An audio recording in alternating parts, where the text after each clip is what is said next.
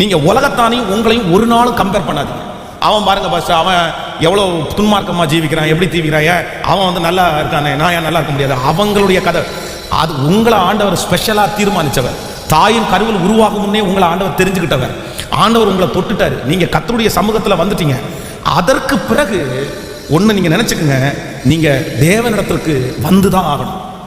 நான் என்ன சொல்றேன் அப்படின்னு சொன்னா, அடிச்சு உடஞ்சு காலை உடைச்சு கையை உடைச்சு தண்டனை கொடுத்து கிருபையெல்லாம் இழந்து வெறும் சக்கையா பிழிஞ்சு போட்ட ஒரு குற்ற மனசாட்சியோட ஒரு மனுஷனா நீங்க வர்றதை விட இப்பவே வந்துடலாம்ல.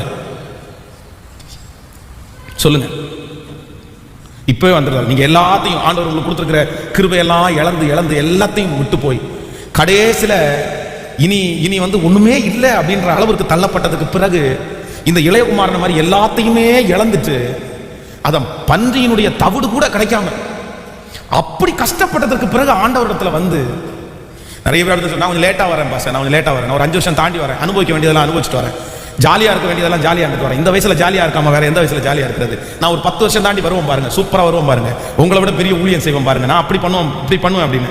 இல்ல இல்ல இல்ல இல்ல, எல்லாவற்றையும் இழந்து எதுக்குமே வழி இல்லாம நீங்க ஆண்டவரிடத்துல வருகிறத விட நான் சொல்றேன் இப்பவே அதான் திரும்ப திரும்ப திரும்ப சொல்றேன், நீங்க எழுதி வச்சுக்கோங்க.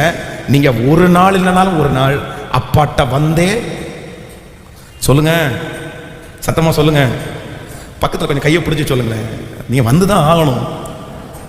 சொல்லுங்க, வந்துதான் ஆகணும். வேற வழி சொல்லுங்க, வேற ஏதாவது வழி இருக்கா? வேற ஏதாவது வழி இருக்கா? வேற எதுவுமே வழி இல்லை, வேற எதுவுமே வழி இல்லை, வந்துதான் ஆகணும்.